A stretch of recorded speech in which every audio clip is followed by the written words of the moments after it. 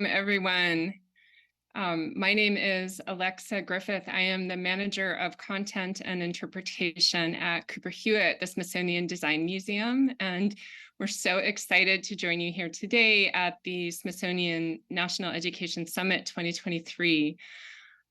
Before we get going with our session, I wanted to say that Cooper Hewitt is one of two Smithsonian museums that has a home in New York City. We are on the Upper East Side, and there is an outpost of the Museum of the American Indian downtown. So we are a part of the Smithsonian, and we are the nation's design museum. So we steward a collection of almost 250,000 objects that reach from antiquity to recently created emojis. And as educators, we teach with and through design. So that is going to be the lens that we are going to be using today in this session, and we're really excited to share with you. Can we have the first slide, please?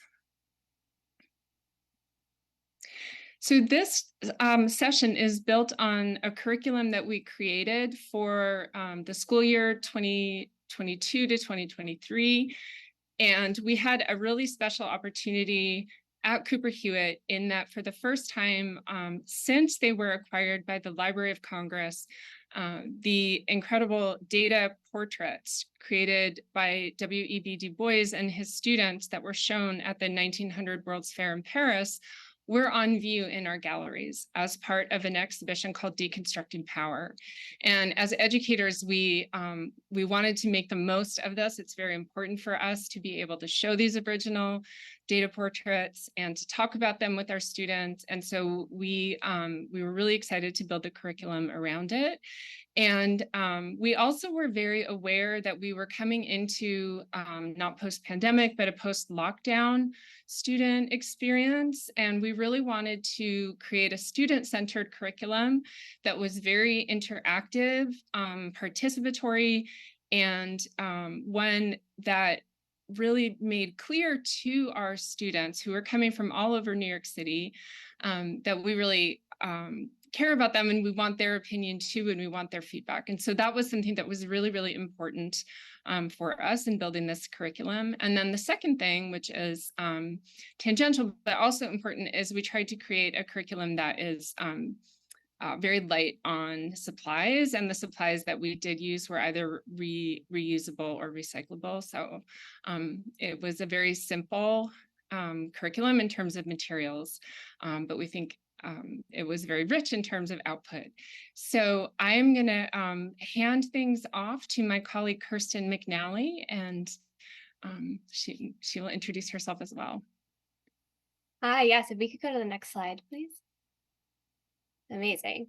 So you all just met Alexa Griffith, my colleague. My name's Kirsten McNally. My pronouns are she, her, and I am the teen programs manager here at Cooper Hewitt. And I also got an amazing opportunity to work on this set of classroom resources that we're going to go through today.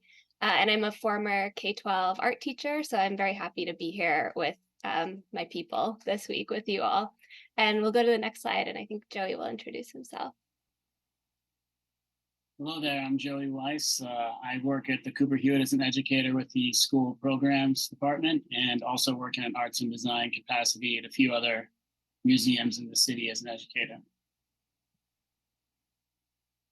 And hi, everyone, I'm Caitlin Stubbs. I'm also one of the educators who taught the design field trips alongside Joey at Cooper Hewitt, and we got to explore deconstructing power with the students. So I'm happy to be here today.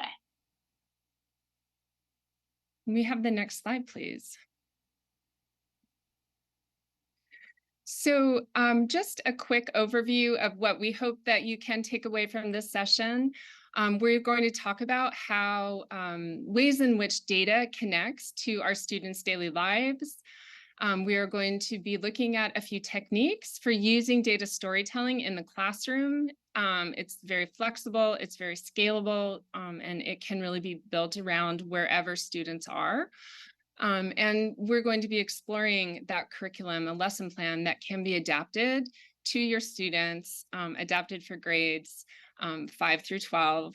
And we are teaching primarily New York City school kids, so that is our frame of reference, but we do want to emphasize that we built this curriculum to be flexible, so you can absolutely take it and reinvent it for your students and your subjects. I want to take this opportunity to give a huge thank you to Caitlin and Joey. They worked really closely with us on this curriculum, and it was really important that we had their feedback. So especially in the beginning, we had almost like a real-time feedback loop about things that were working, things that needed to be tweaked. For us coming back from being closed for a long time, we were kind of rusty, and so we really relied on them, and they were such important co-creators and thought partners in this project, and we're really excited to have them today. But I also want to thank them for all of the great thinking and teaching that you put into the curriculum over the course of the school year. Next, please. So just a little housekeeping, the session agenda today, we are going to be looking at some examples of data visualization, talking about what it is, what it can be, and we are going to look over the lesson plan that we created, and that is available on our session website. It'll be available for you to download, and you're free to take that material and use it in ways that suit your students. And then we'll have time for reflection and question and answer. And we would really love to hear from you all as educators, your feedback, your ideas about how data can be a tool to engage students in the classroom. So we hope that you'll drop some questions in the chat, and we can have some really thoughtful reflection towards the end of the session. Next slide, please. Now, I do want to just make a quick note on language. The Du Bois data visualizations were created, again, for the 1900 World's Fair. There's language that is used in the data visualizations that is not terminology that we use today. It is the language that Du Bois himself wanted to use and chose intentionally, but we do want to flag that it is something that we did explain this to our students because it is very different from the kinds of language that we use today. So we just wanted to note that here for you all as well. Next slide, please. So how to tell stories with data. These are 3 examples of the Du Bois data portraits that he created for with his students for the 1900 World's Fair. Du Bois curated an exhibition for the Paris World's Fair in order to show off the achievements and excellence of Black Americans across a wide range of fields, writers and scientists and inventors and all different kinds of amazing contributions that Black Americans were creating. And he wanted a place to celebrate that and to show that. And he did not, there were no exhibitions in previous World's Fairs that centered Black Americans. And so it was very important to him to have that opportunity. He worked with his students at Atlanta University. They were students of sociology. They collected data from a variety of government and other reliable sources. So the data the data portraits that you're seeing here were all created for the 1900 World's Fair by Du Bois and his students using actual data sets. And we love these because, well, they're so important to American history, but they're also such wonderful examples of really clear and compelling design. Each of these very clearly communicates information about Black Americans that was derived from the information, the data sets that Du Bois students had access to, that they researched and sought out. And so you can see that the images are they're very simple, they're very clean. There is a small amount of text on most of them. Some of them have more text, but generally they're very low on text. So the image is really the emphasis and the focus. And through this very simple and very thoughtful way of visualizing data, the students were able to create these really, really compelling portraits. And so for us, we were really inspired by this project, not only because of their historical import and how fortunate we were in New York City to be able to have the original ones, but because this was also a student-centered project, and it was something that Du Bois did with his students, and they were also thought partners in the creation of these data sets. So it was kind of a double amount of inspiration for us. So next slide, please. We also had other examples of data visualization in the museum, and we took advantage of those as well.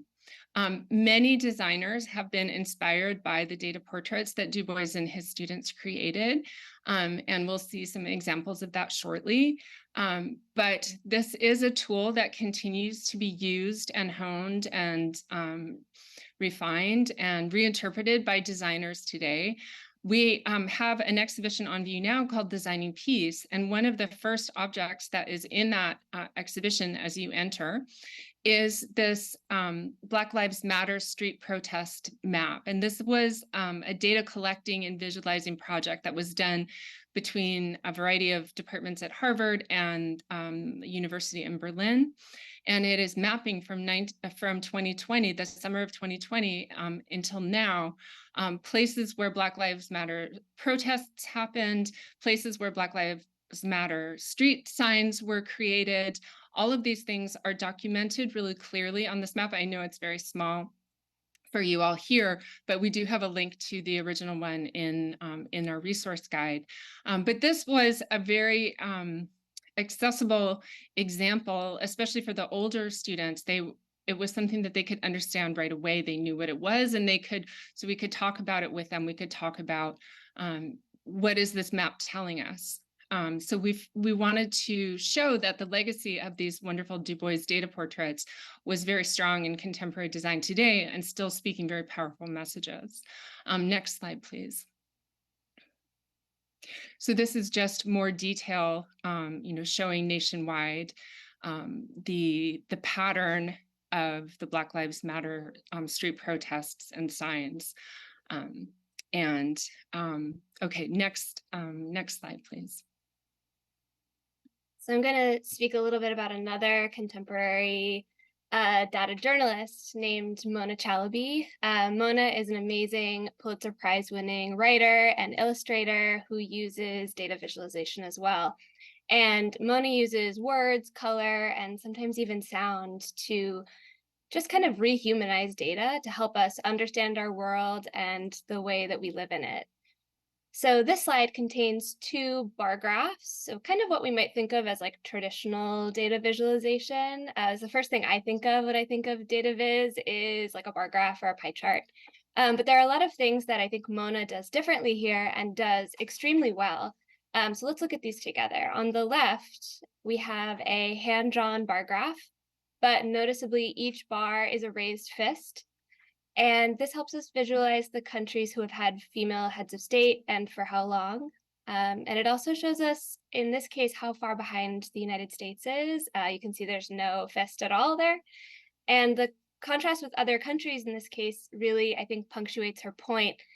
Mona does a great job of thinking through not only what data to include in her data visualizations, but also thinking through what is missing and how to make that felt by the viewer. And similarly, on the right, we see another bar graph, but this time tracking the number of trees by neighborhood income.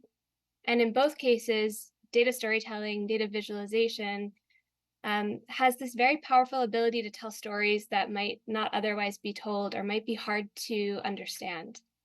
And in addition, I think data is like hard to argue with, which is great. And when paired with visuals, it's very easy to understand. And Du Bois and his team of students, they knew exactly what they were doing when they chose to bring data visualization to the World's Fair to tell the story of Black Americans at the time. And Mona is such an amazing contemporary analog to this. I think she's really good at taking information that might feel distant and far away and connecting it to us so it feels very close and very powerful. So we love these examples, and she has dozens and dozens, maybe hundreds more on her website and on her Instagram page. And it's also in our resource guide. So if we move to the next slide, I just wanted to offer a moment to pause and take all of that in. So we saw the work of Du Bois, the BLM street protest census, Mona Chalabi, and they all point to how data can reveal things that may have been previously unseen or stories that may have been previously untold. And as we consider this, we wanted to offer up the question to all of you: how does data or data visualization impact your life? Where do you see it? What are your associations with it? And then importantly, we'll kind of dig into this later, how can it be used as a tool for empowerment rather than oppression? So take a minute, just consider that. You might want to write something down, your own connections. And I guess, like, speaking for myself, I was reflecting on this question. The pandemic brought data visualization into my life in a big way, like looking at a map and trying to understand if it was safe to see family members, if they were in yellow versus orange when we were in red. And I relied on data visualization to understand that.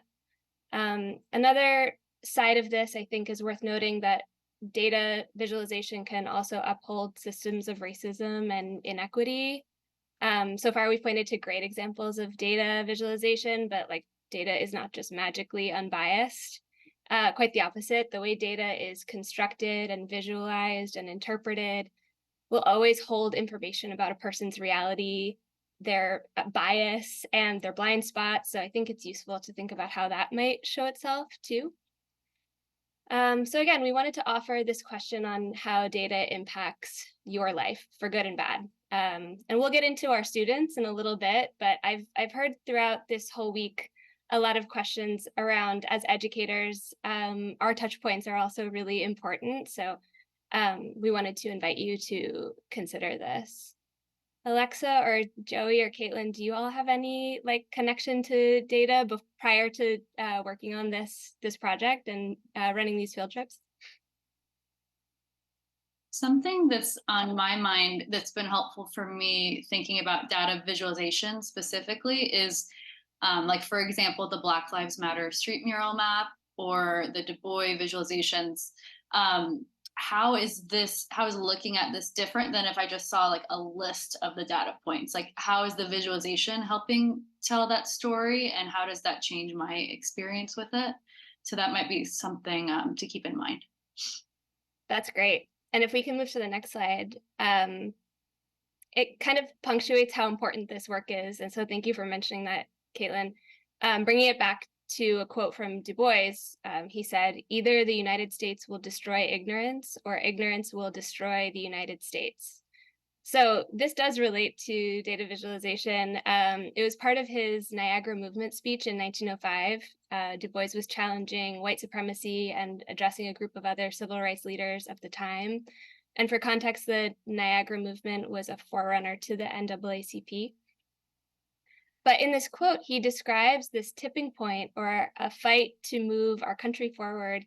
And you can see that in the data visualizations too, this drive to tell a story. And I would describe that fight to move us forward as one that, like, many educators in our country are actively engaged with right now. And very likely you're here and you're included in that. So bringing it back to all of us, I wanted to hand it back to Alexa, who will take us through a classroom resource that is built to help unpack all of these ideas with your students. We have the next slide, please. So as Kirsten said, we wanted to share some of the classroom resources that we developed. And this is, again, huge thanks to Caitlin and Joey for working with us on this. We did make tweaks to this throughout the year, and especially in the beginning, which was a really important factor, I think, in honing the experience. So the things that we're going to look at briefly are key vocabulary, and around data storytelling, data visualization, and how to talk to students about it. a conversation guide on ways to bring this into your classroom and talk to your students about it. And then we're going to hand it off to Caitlin and Joey and do a hands-on activity that is very similar to what we did with our students in the class in the museum. So if we can have the next slide, please. So we did design this curriculum with kind of two slightly different tracks. In New York City, 5 through 8 is middle school, and then 9 through 12 is high school. I know it's in some places it's slightly different, but that's how we broke it down. And so for the middle school, we were looking at getting them to think about data in their communities. And community could be like your family, it could be your neighborhood, your school, the world around you that you are living in on a day-to-day basis. And to think about how data storytelling could give some shape to that in a kind of a visual way. What is infographic? You know, kids these days are very savvy about images. And I thought a lot through this process about meme culture and how that is like a very succinct way of communicating with this kind of, popular culture references and text, short text. And so, students were already very well honed, I think, for thinking about these kinds of design projects, which was really exciting. Observation. And so we had, observation and data collection was a really big part of this project. And so we talked a lot about that with the students. And the survey was a really important part of it. And finally, visualization. And when we show you the classroom resources, you can see the data collecting that students were doing for 5 to 8 was about their community. And then when we moved to the older students, the high school track, and I will say that one of the goals with this curriculum was to attract more high school students. We have really great response from elementary school and middle school students, but one thing that I've really wanted to do is kind of try and make it more enticing for older students, high school students, to come to Cooper Hewitt. So for that group, we were looking at data visualization with that kind of a social justice lens, and how can you use data to make the world a better place? What are the issues that are important to you? How will you leverage those issues, and how might you represent that in a data portrait or a data image, data visualization? So with them, analysis is really important. Critical thinking is a huge part of this project, and it's a really important step for all of us to practice.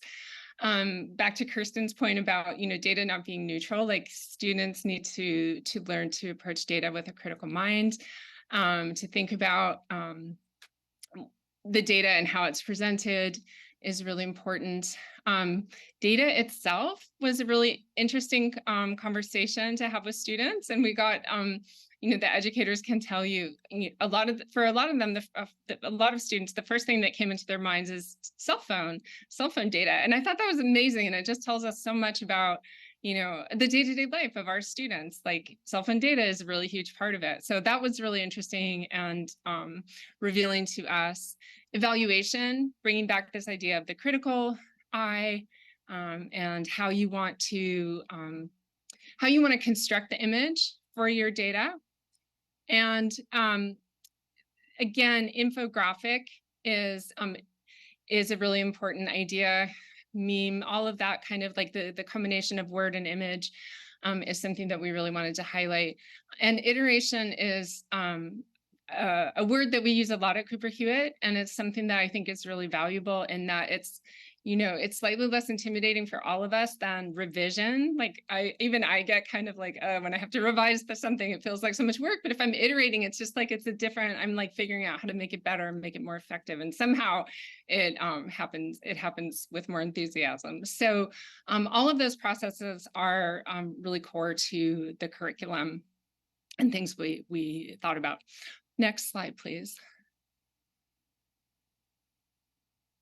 So I'm not going to read all of this, but these are just some points that we created to think about ways of talking to these different groups. and how to kind of meet them where they are.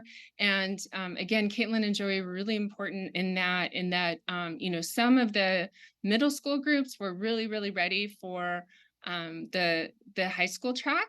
And then some of the older kids were really like more comfortable in the community-based data visualization track. And so we were really, really lucky that our educators were so they are so experienced and they know students so well that they could really kind of tweak the experience on the fly to, again, meet students where they are.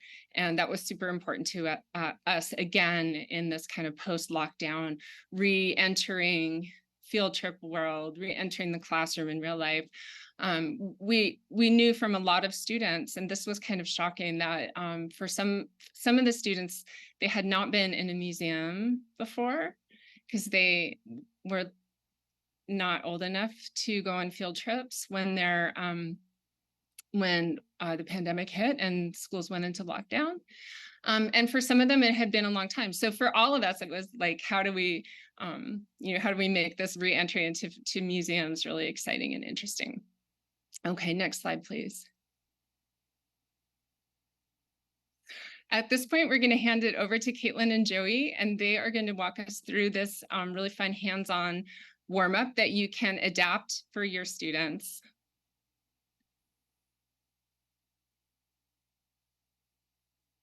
I guess I'll jump in first. To start students off at the Cooper Hewitt, we typically ask them what they think about when they think about the word design, which can mean a lot of different things.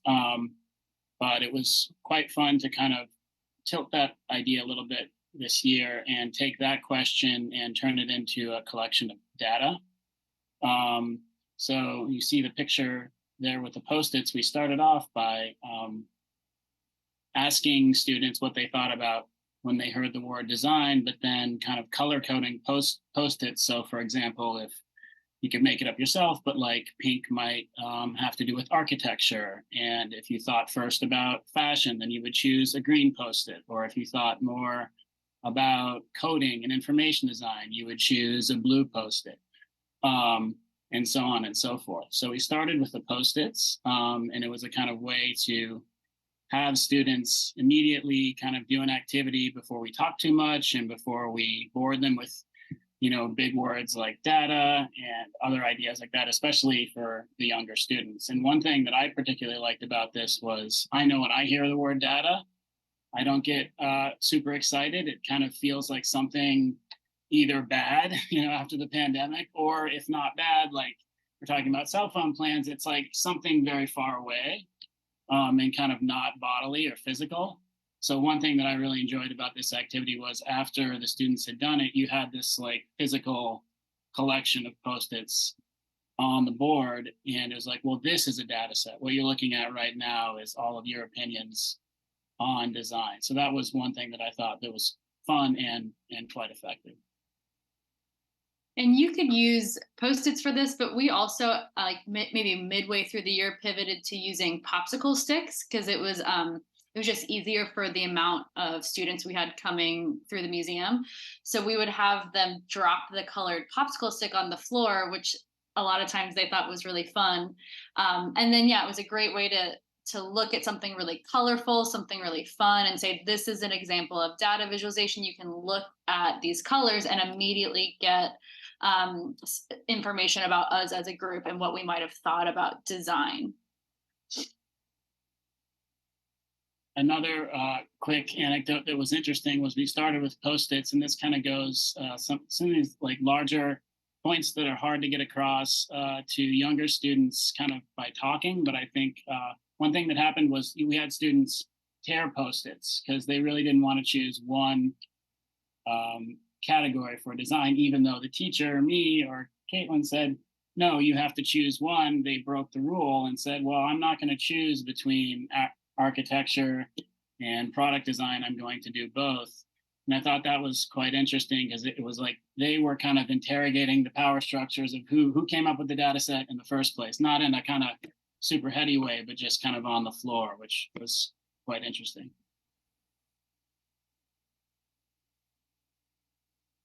Thank you both so much. I think we all learned so much from the warm up and how to kind of tweak that. And also that it was a really low stakes way of getting students to think about data in a new way. Because a lot of students, maybe they've encountered it in math, as Kirsten was saying, like a bar chart or a pie chart. And that's great. I mean, there's nothing wrong with that at all. But to kind of suggest that data collecting and data analysis can be like a really kind of fun and really visual and quick exercise. So can we have the next slide, please?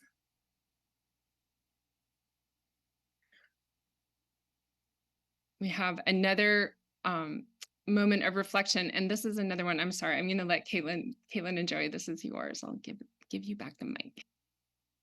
So it says here what previous experience do your students have with data, and how might you develop a warm-up activity that draws on their expertise. I've found in my experience teaching this curriculum that most students, whether they were in elementary, middle, or high school, had experience with bar graphs and pie charts. And a lot of the older students were very familiar with infographics from social media. But we really wanted to maybe push them to think a little bit more outside the box than bar graphs and pie charts. So when we would show them examples of data visualizations, we would really emphasize the choices that the designers were using visually. So reminding the students of what tools they had to use was really helpful. So they could use words, they could use pictures, they could use dots, they could use shapes, colors, scale shifts, and it could be a really thinking about the mood too. So using all those tools to create a creative data visualization was helpful. Yeah, I also encountered the same thing. You could mention pie charts and bar graphs, and most students were familiar with that. So yeah, I think kind of like the first warm-up activity, it was kind of like, well, let's make that more tangible. Let's make it somehow both more tangible, but also a bit more unfamiliar. So it's kind of in the present and not just something, oh, I've seen that in a book and I know what that's about, but could it be something else? Thank you both. We'll go to the next slide, please. So these are the two peer data collecting sheets that we created. Again, these are in the resources that we have added linked to our session. So you can take these and adapt them. So the first for the middle school students, it was really about collecting data in your community. And these were fun questions like, what kind of pet do you have, or do you have a pet? Do you like salty or sweet snacks? And so, just a real kind of, fun facts for you to collect about your classmates. And then the high school students were, in my experience, high school students are very aware of what's going on in the world, and they have really strong feelings about things that are not fair, that are unjust, and that need to be changed, and they want to participate in that. So for me, as the one of the curriculum writers, I really wanted to give space to that. And so for the high school curriculum, it's about what is a cause that you are really passionate about? Is it environmental justice, racial justice, gender justice? How would you like to change? Do you want to organize a protest? Do you want to write into political leaders? Do you want to try and raise money? So those were the peer collecting data points for the high school students. And they had like a set amount of time to collect that data. Next slide, please.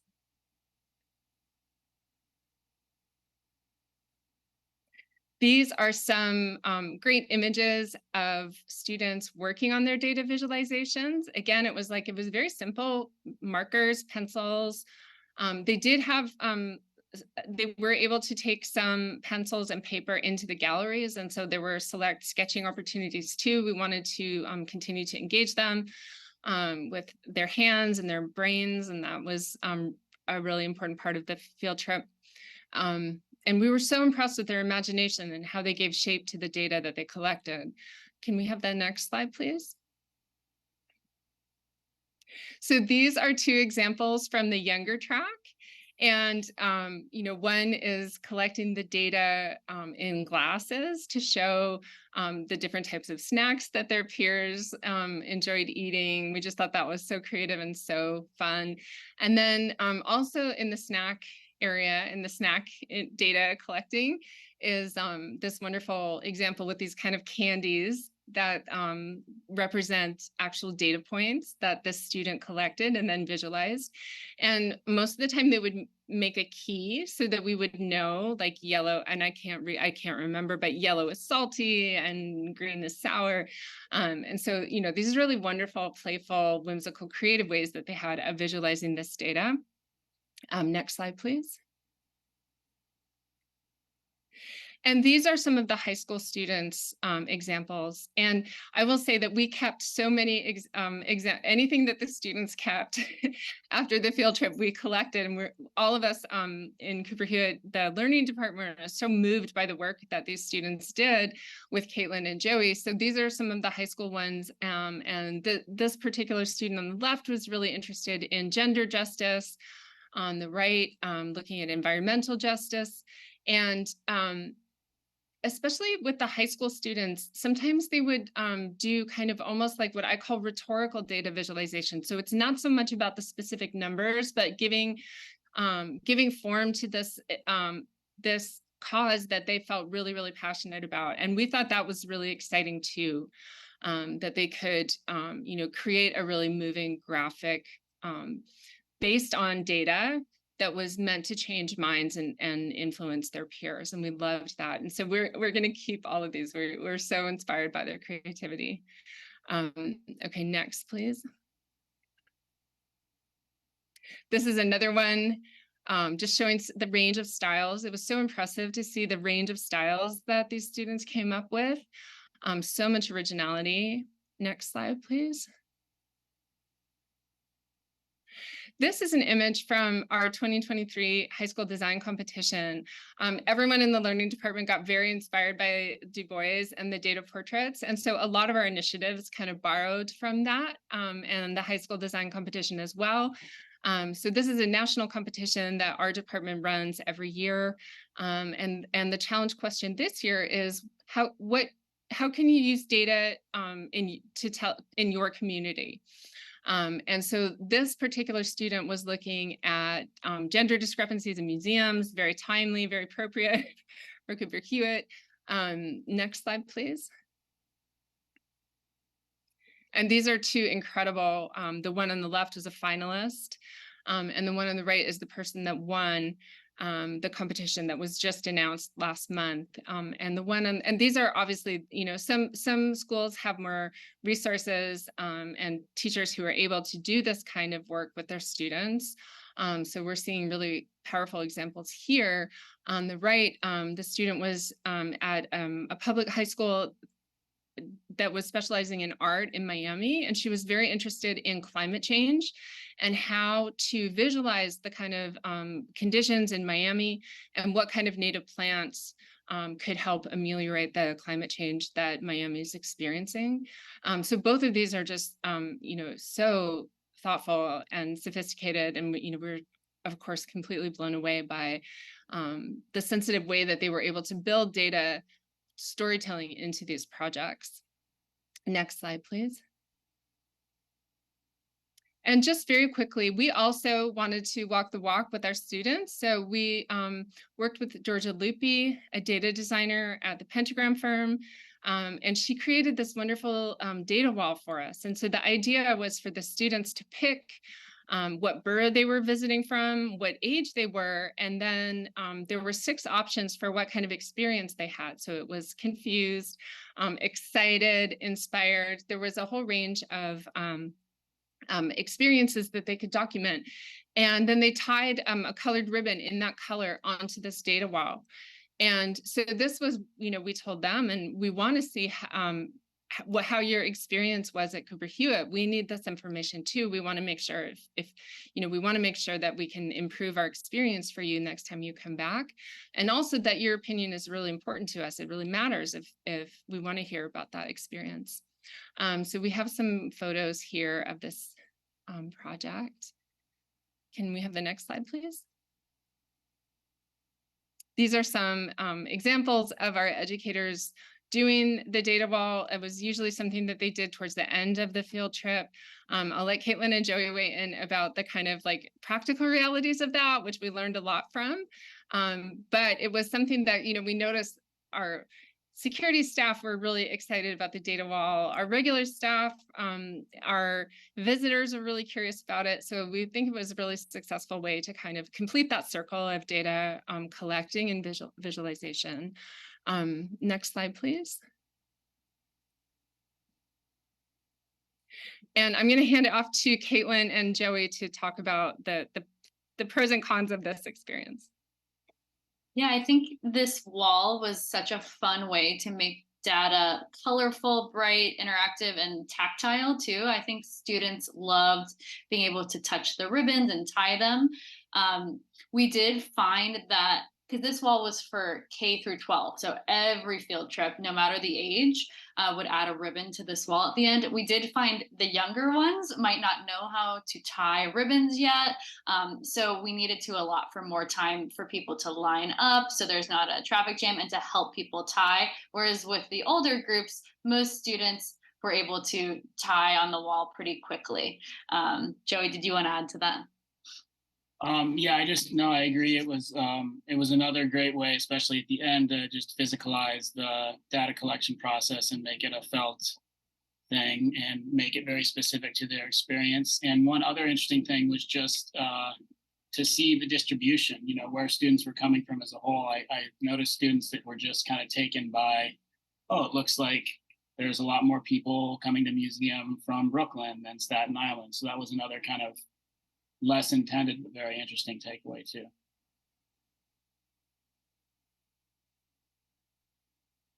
Thank you. Can we take the next slide, please? Yeah, so we wanted to save some time now towards the end to have some questions and just some time to reflect on all of that. So we were very curious, what questions do you have? And of course, how will you use data storytelling in your classroom?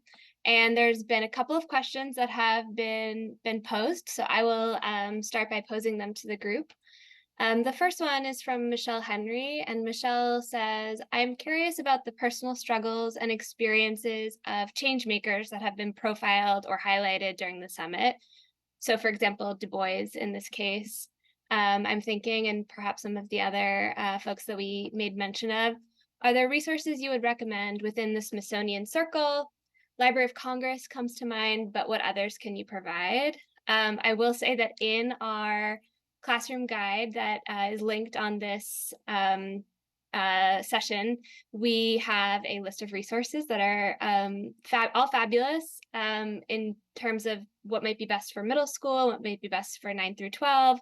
So definitely look there. But in terms of if you're particularly interested in Du Bois, there are a couple of other ones that come to mind. There's the W.E.B. Du Bois Center that's out of UMass Amherst that has some amazing resources around Du Bois himself, his life, his legacy, as well as the W.E.B. Du Bois home site, which is in Great Barrington, Massachusetts. So there's some really wonderful examples and resources around his life, which we barely skimmed the surface of, but I will say that there's so much more out there, whether it has to do with Du Bois or data visualization, and there is more on that classroom resource that we shared. Or is there anything that I'm missing that you all want to highlight before we move on? Check out the resource guide. I will say there's quite a bit on there. Another question from Robin. Robin says, I love this. I appreciate the authentic learning style. What does it take to organize and plan activities like this? Do students help with the planning process? So I think that might be a question, Joey, Caitlin, for either of you. Do you have any thoughts on that? I think in terms of like organization, I've certainly had thoughts myself about kind of taking it to other capacities in which I teach. I think the making a sheet, you know, with relevant questions for students, depending on who they are and what age they are, I think is pretty easy to do to make it specific to them. and the activity itself also I think is pretty workable in kind of any learning environment, I would imagine, because it's pretty spare in terms of materials, but very engaging. So I think to the first part of your question, I think uh, pretty well, easily and easy to adapt to specific students. And I would add, we weren't able to incorporate the students in our curriculum planning just because every field trip is a new school, a new class. But one part of the activity that was super important socially, I think, was the data collection. So the sheets that were shared where students make tally marks, that was a really like vibrant part of each workshop, and all the students were standing up. We encouraged them to move around the room and talk to every single student in the classroom and make their tally mark. So that was like a really great way to have the students engage, not just with us, but with each other. And I think just like if you had the students, so because we only had different students each time, because it's one-time visits, we didn't have this opportunity. But if you have a class you're always with, then the very first thing you could do would be to poll them on what should be the questions that are on the sheet. So I think that would be one really fun way of tailoring it and having student involvement with the kind of framing of the activity.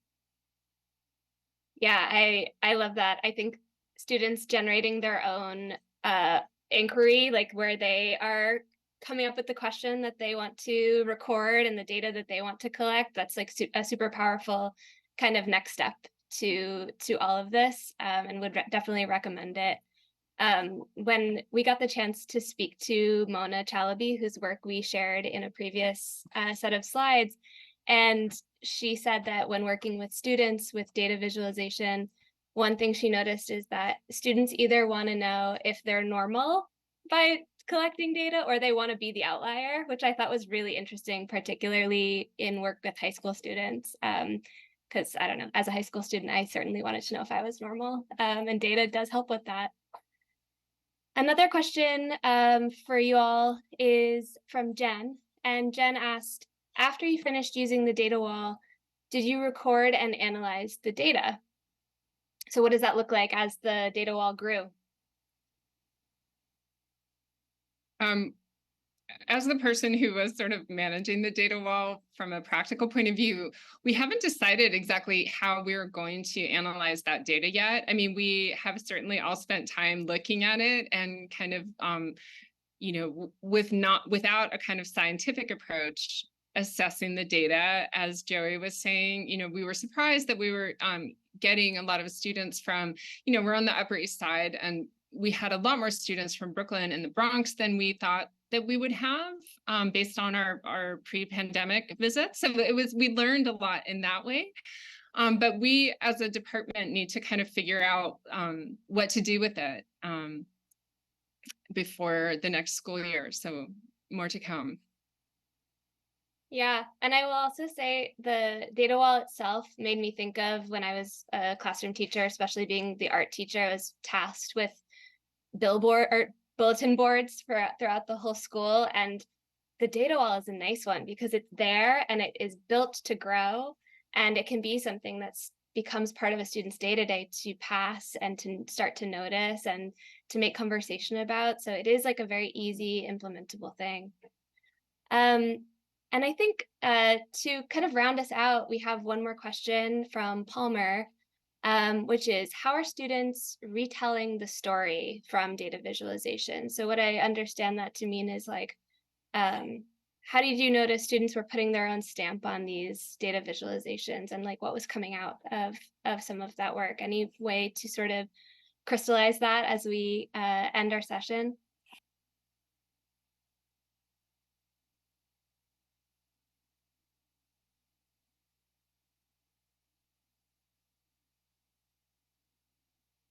One thing I noticed from some of the trips that I shadowed or the few that I led was that sometimes it was a jump to get students, and especially I think that it was like gifted classes for some reason sometimes it was harder for them to kind of break out of like pie chart and bar graph.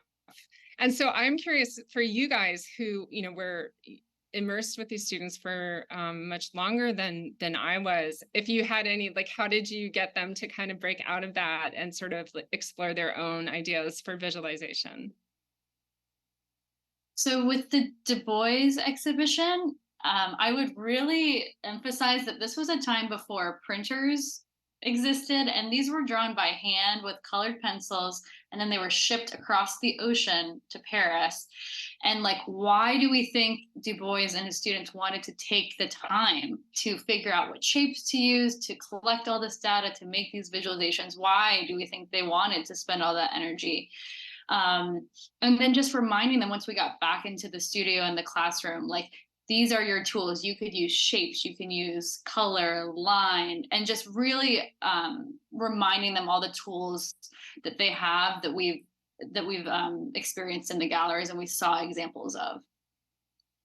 And just to quickly add on, I mean, one thing that I was struck by, especially as you got a little bit older, there was a certain amount of humor in some of the data designs, which I think might have to do with a bit with like meme culture and the internet. You know, that there was some really, even if the topics were somewhat weighty, there were some just bizarre but effective ways of kind of showing the data. It's like my memory's a little foggy, but it was like airplanes in the sky, but then there was something going on inside the airplanes. You know, it had kind of like it was ridiculous, but I think in a good way. So I think that definitely felt like next generation data design. That's amazing. Thank you all so much. And thank you, everyone. If we could go to the next slide, I just have one, just in case people weren't able to access it. We have a QR code that has our lesson plan and worksheets that we spoke about. So we hope that you'll dig into it. And we hope this gave you a lot to think about, whether it's data visualization, data storytelling. They're all such powerful tools, and we're excited to stay in touch and learn more. And if you go to that final slide, those are my emails and Alexa's emails, and we can of course pass things on to both Caitlin and Joey. So we'd love to hear more about how you might use this work with your students and what exciting things you'll do with it. So thank you so much for spending time with us this afternoon. Bye, everyone. Thank you all. Bye. Bye.